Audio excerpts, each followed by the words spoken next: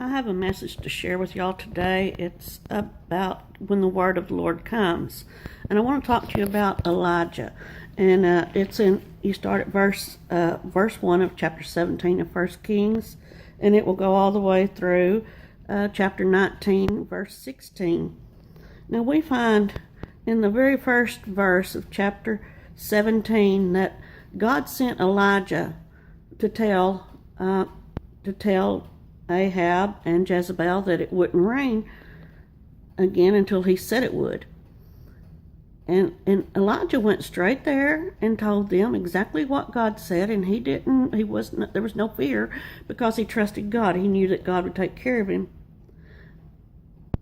When he left there, Ahab and Jezebel was really, really mad, and so God said, "Go to the brook Chidron, and I'm going to feed you meat, and I'll have the ravens to bring meat to you every day, and then you can drink out of the brook." This happened every day, twice a day. The ravens brought him meat to eat, and he drank out of the brook until the brook dried up. In verse 7, the brook dried up. Now think about that a minute.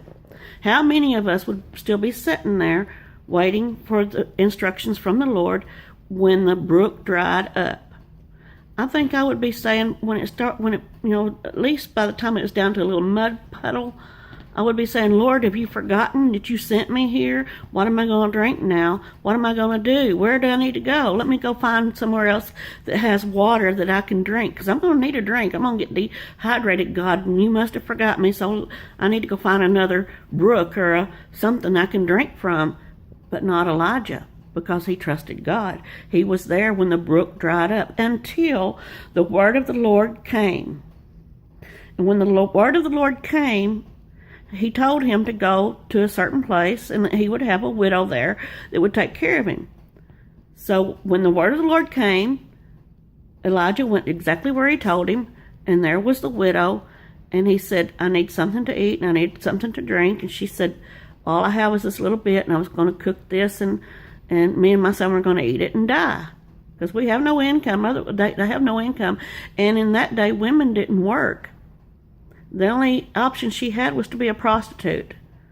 And that woman evidently was refusing to do that. Well, praise God for that, because God takes care of his people, and we have to trust him. But she was planning to die, to starve to death. And so he said, "Well, go ahead and go do what you said. Make the bread and bring me the first bread and let me eat, and bring me the drink, and then you and your son eat, and then your meal and your oil will not run out." She did exactly what he said, and he stayed there with them, and the meal didn't run out, and the oil didn't run out for days and days. They were fed, and they had something to drink, and Elijah stayed there. And then this woman who had one son, and that was important to her, of course. I mean, we all love our children, but in that day, a barren woman was considered to have some kind of sin in her life that kept her from, that God punished her for by keeping her from having a child. So this child was proof that she was not a sinful woman. And so it was really important to her. And so she went to the man of God, and she said, "What have you done? Have you come here and done this, and I've obeyed you, and I've done what you said to do, just to take my son from me, to let my son die?" And he took her son, and he went up to the loft, and he cried out to the Lord, and he cried out to the Lord, and he laid down upon the boy 3 times, and he cried out to the Lord as he did that, and he said, "Lord, have you brought this on these people that have helped me? Let this boy live. Let his soul come back into his body. Let him live." And the boy lived. Well, then the word of the Lord came again, and he said, "Go back and tell Ahab and Jezebel that it's going to rain again." Oh my. Jezebel was a harsh woman. Ahab was a mealy-mouthed man that obeyed everything Jezebel said. And so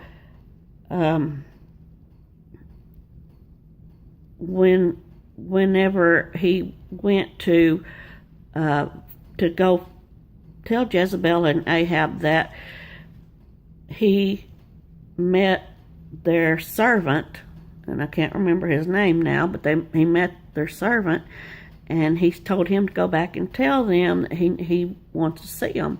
He said, "What? Now, I fear the Lord, and I've even taken 100 of the Lord's prophets, and I've hid them in caves, 50 in one cave, 50 in another cave, and I've fed them and I've watered them. I fear the Lord. But when I go back and tell Ahab and Jezebel that that you want to see them, and then you don't show up, they're going to kill me. But I fear the Lord, and I will do what you say, but they're going to kill me." He said, "No, go back and tell them, because I'm going to be there. I won't let you down." So he went back and he told them, and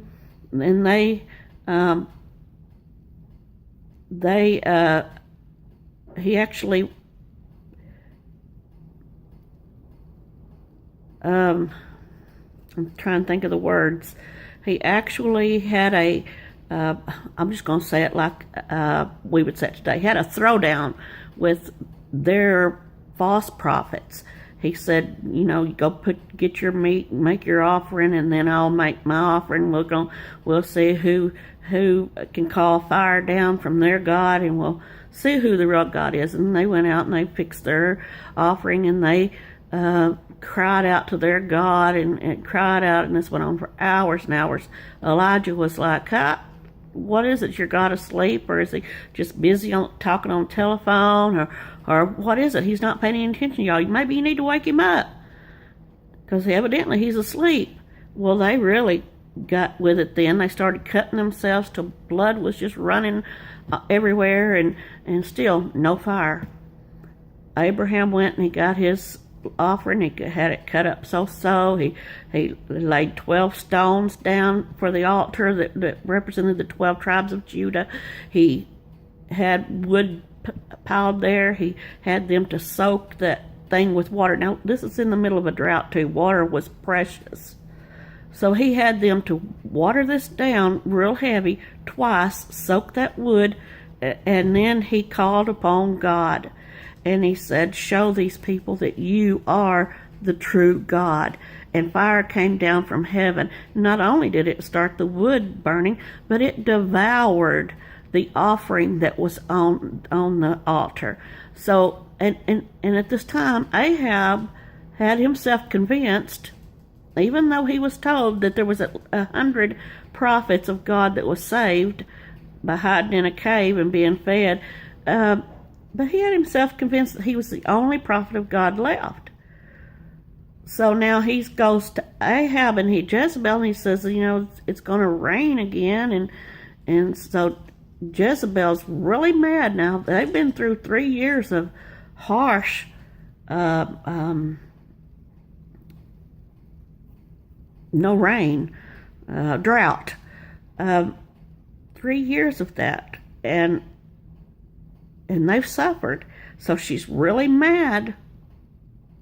Now all of a sudden, Elijah runs, and he goes into a cave and he hides. And he says, and there came a great wind that was so big that it knocked rocks off the mountain, and then there was an earthquake, and then there was fire. But God wasn't in the wind, he wasn't in the earthquake, he wasn't in the fire. But then the still small voice came, and Elijah, what are you doing here? That was God. He sometimes he is, we're looking for him in something big and awesome, but sometimes he is that still small voice. And so he said to Elijah, what are you doing here? Elijah said, Jezebel's mad at me and she's wanting to kill me. Let me focus us in on this right quick. All this time he's been doing exactly what God said when the word of the Lord came. Now all of a sudden he's hiding in fear. Why? Because he was intimidated by the spirit of Jezebel. Take a moment and just think about that. He was intimidated by the spirit of Jezebel. Are we being intimidated today by the spirit of Jezebel or any other spirit that's not of God? Are we being intimidated? Are we being intimidated by the spirit of control that the powers that be in this nation wants to have over us? Are we being intimidated by what we see going on in these days that we live in? Are we being intimidated? We shouldn't be, because we have seen God do many mighty things. I know I have in my life, just in my personal life. I've seen him do many mighty things. I have no reason to fear, but I'm not perfect. I'm not telling you that I never have a moment of fear, or maybe even longer than a moment sometimes. I have to pray through. I have to remember who God is. I have to remind myself all the things that he's done in my life. Like David did when he faced Goliath. He first had to remind himself. See, when he was telling them how he killed the lion and the bear, he wasn't telling them so to increase their faith. He was reminding himself of what God had done for and through him to increase his faith. And that's what we need to do. We need to remind ourselves every day of the things that God has done. That will increase our faith, whether it helps anyone else or not. I know it helps me whenever I testify about the things that God has done in my life. Now, he's in this mountain, and here God comes in this still small voice. What are you doing here? Jezebel's out to kill me, so here I am. And he tells him, just go on and go find this guy named Elisha, and anoint him to take your place as my prophet. And of course, the story goes on from there, and it's a great message with Elijah and Elisha. And someday soon I'd like to share that, but right now I'm going to stop right there. And I'm going to tell you that as long as we will listen and we move when the word of the Lord tells us to move, then we have no reason to fear. But when we get into fear, that is like faith in the devil. Fear is the opposite of faith in God. So what is it but faith in the devil? Faith in the things that he puts in our way, the things that he wants us to believe, the lies that he tells us that causes fear, which is the same as having faith in the devil, that has power to do the things that he threatens to do. What are we going to have faith in? Faith, no fear. Faith, no fear. We walk by faith and not by sight. Let me share one little personal experience that brings it down to how it applies to us today. I'm terrible at driving in Little Rock, Arkansas. I get so lost. It's pitiful, and I can tell you stories about that that's just hilarious, but I don't have time. But I do get lost there. So my late husband, he's passed away now, but he was in the hospital at Doctor's Hospital in Little Rock, Arkansas, and we lived in Traskwood, and I learned how to get to Doctor's Hospital and back to Traskwood. That was during the day. See, I didn't realize how different things look at night. So one night I decided I wanted to go see him, and I took off, and I'm really watching for every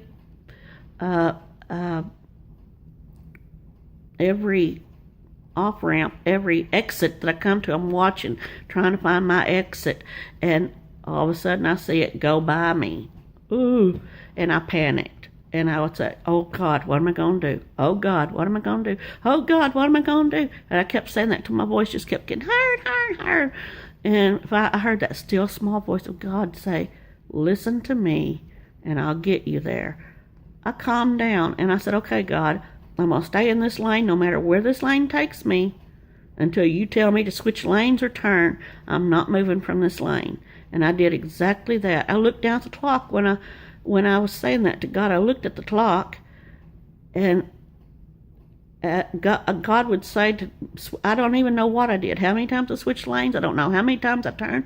I don't know what I did. I don't have any idea. I cannot remember how I got there. But he said, turn right, and I turned right and looked up, and there was Doctor's Hospital. I looked at my clock, and it had been 3 minutes since I passed my exit. 3 minutes he had me where I needed to be in 3 minutes time, because I listened to him. I didn't move unless he told me to move. I didn't turn unless he told me to turn. I just did exactly what he said. Well, how did he talk to you audibly, Angela? No, he talked to me in my spirit. When I hear his voice, I know it's his voice. I feel him. I know him. And when I hear it in my spirit, I know that's his voice.